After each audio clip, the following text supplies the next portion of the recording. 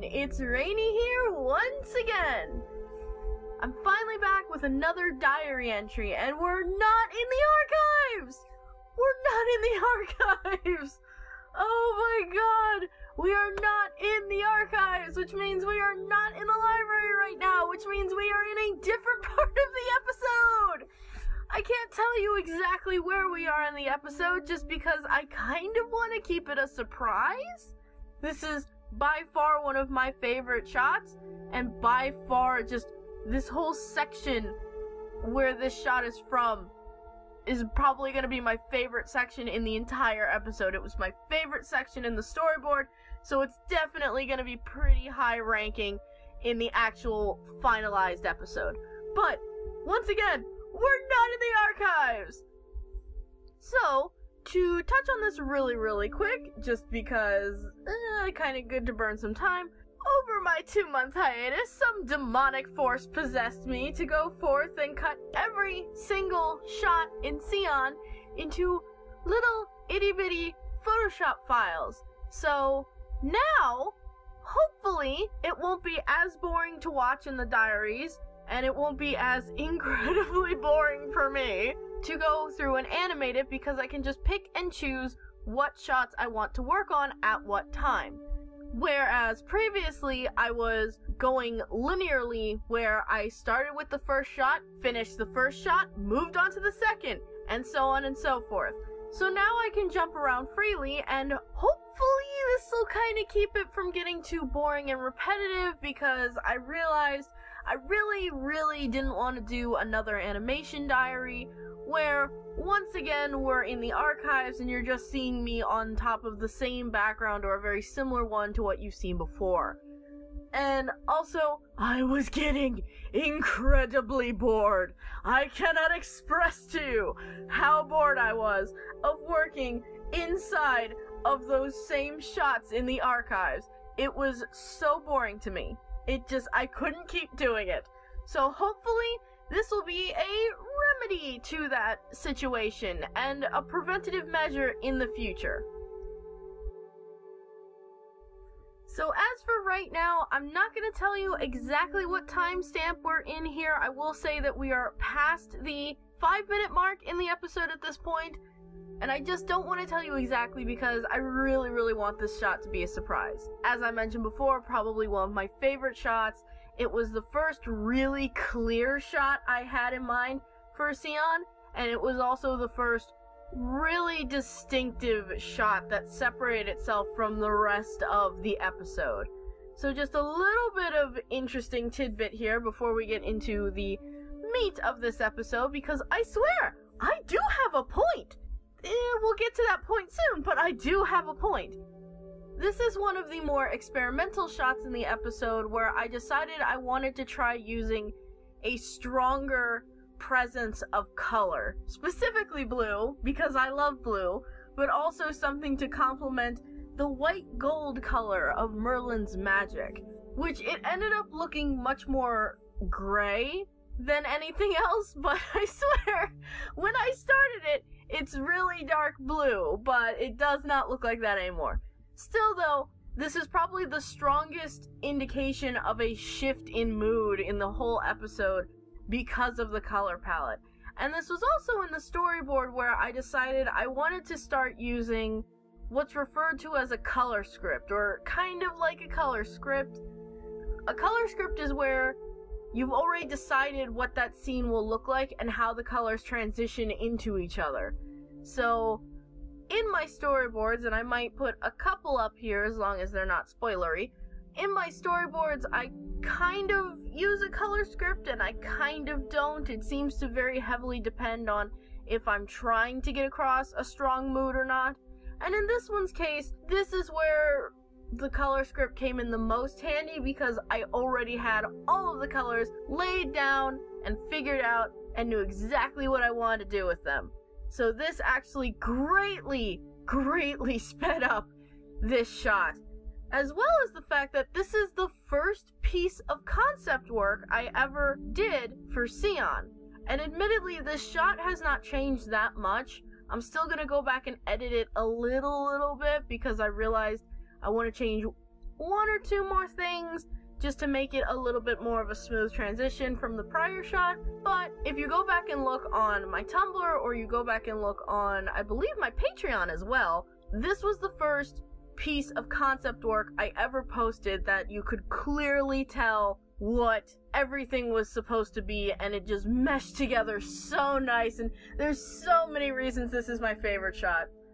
Just so many reasons this is my favorite shot. So, rewinding to before I took my 2-month hiatus, I can't remember if this was requested on the first or second diary entry, but somebody actually asked if I could talk about magic in Scion, or if there was magic, which yes, I think I confirmed in the last diary entry, there is magic in Scion. There's a lot of magic in Scion. There's a lot of different kinds of magic in Scion. There's magic everywhere. And I've decided to animate particle effect animation for every single one. So, before I get into this, I'm sorry I keep stalling, but before I get into this, on an important note, I would like to add just a little disclaimer here. You don't need to know any of this information in order to enjoy Scion. If I do my job properly, you should be able to understand everything that goes on in the first episode and so on without needing any of this context. And if I don't, then it's my fault, not your guys. But there should be nothing in any of these diary entries that would require you to watch the diary entries before watching an episode in order to understand something. I want to make sure that, at least with Scion, you don't have to read a bunch of extra material or watch a bunch of extra material in order to enjoy the show. So hopefully that won't happen. Even if it does, for now, just consider this a bonus thing. This is kind of a behind the scenes, yeah. It's kind of a behind the scenes situation into how some of these mechanics work. So, to start with just some really fun facts about magic, there is no rhyme or reason to the color of magic, because I already know that's a question that's going to get asked a lot.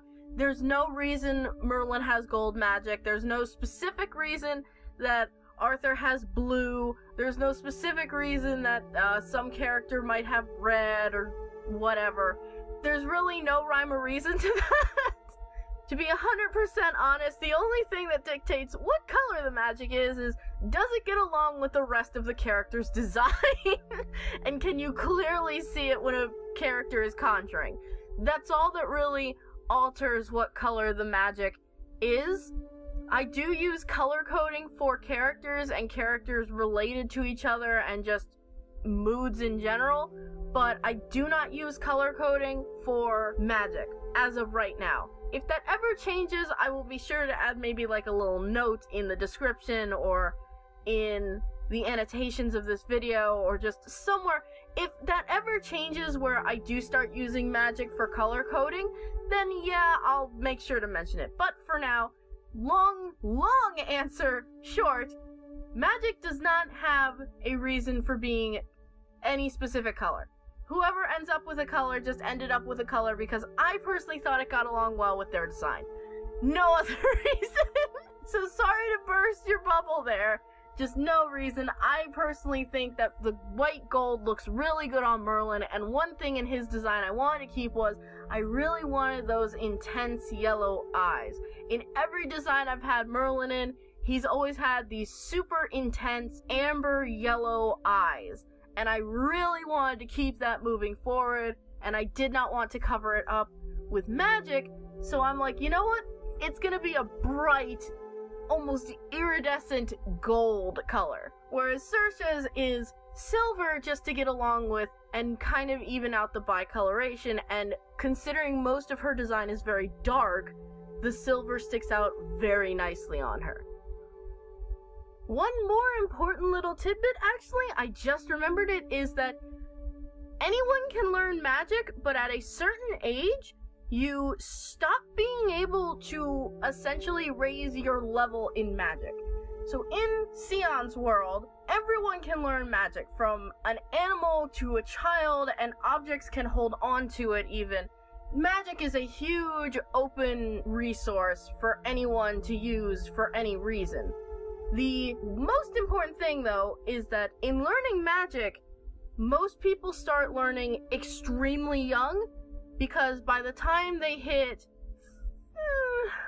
let's say 17, people start getting concerned about what's referred to as your peak of power, which is where your body stops being able to recover as easily from allowing this outside energy through it, and so you begin to slow down. You stop being able to do stronger spells, you stop being able to further your education in terms of magic, because you just can't push your body any higher than it already is. Now, everyone has a different peak of power, and it seemingly is random.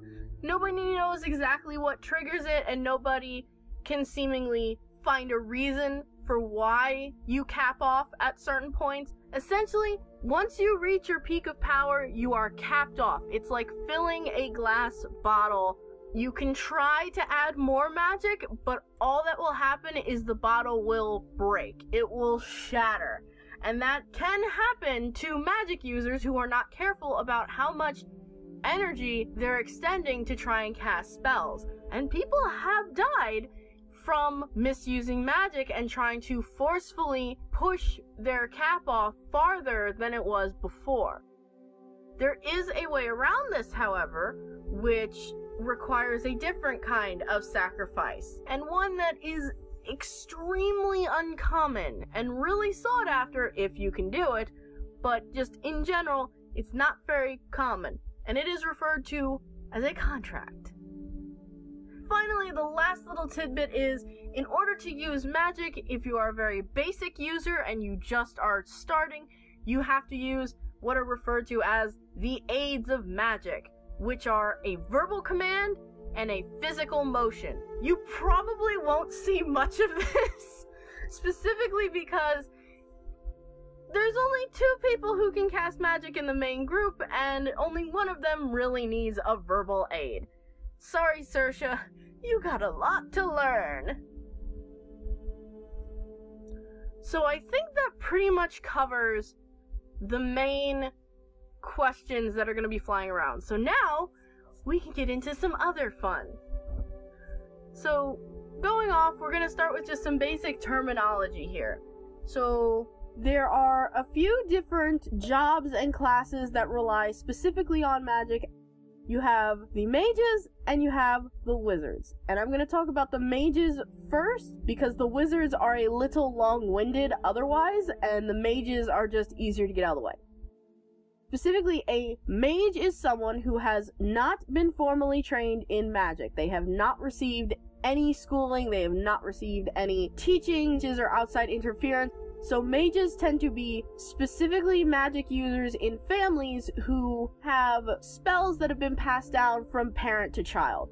Mages are generally extremely limited in terms of the range of spells they can do. So for instance, if you have a blacksmithing family, the spells that are handed down from parent to child and so on are going to predominantly function around manipulate metal or to change or alter properties of the fire they're using. And it generally goes down the line like that. So if someone has a specific job or there's a specific artisan family, the spells that you will find in that family are going to be specific to that family. Sometimes you'll get children who know a little bit more than their inherited job. Perhaps one parent comes from a different artisan or different skill set and they have passed on their spells as well. Mages are pretty much a dime a dozen. Everyone can be considered a mage if they use a handful of spells for a purpose. Getting into the second subclass, wizards differ from mages for this definition. A wizard is someone who has decided to pursue either a career in specifically studying magic and casting magic, or they have sought out training within the capital of the Camlann Kingdom via the council. If one decides to try to become a wizard, they will be divided into one of 3 subcategories within the overarching term of wizard. Starting at the very bottom, we have what are referred to as the woeful, They are just a little bit above the average mage, so a willful is someone who is at slightly above a mage level. Going a little bit higher than that, we have waywards. And the waywards are essentially what Merlin refers to as the pit of mediocrity. You are better than the average mage, but you are not the best. Granted, there are still extremely powerful wizards and spellcasters within the wayward subcategory, but normally you are trapped within this intermediate level of spellcasting. One step above this, that is extremely rare and not sought after anymore, are the willful. The most notable feature of a willful magic user is someone who can literally cast a spell by sheer force of will, which separates them from the waywards, who still require at least one of the aids. They either require a verbal cue to casting a spell or a physical cue to casting a spell, and puts them miles ahead of a woeful or even a mage who requires both to cast a spell.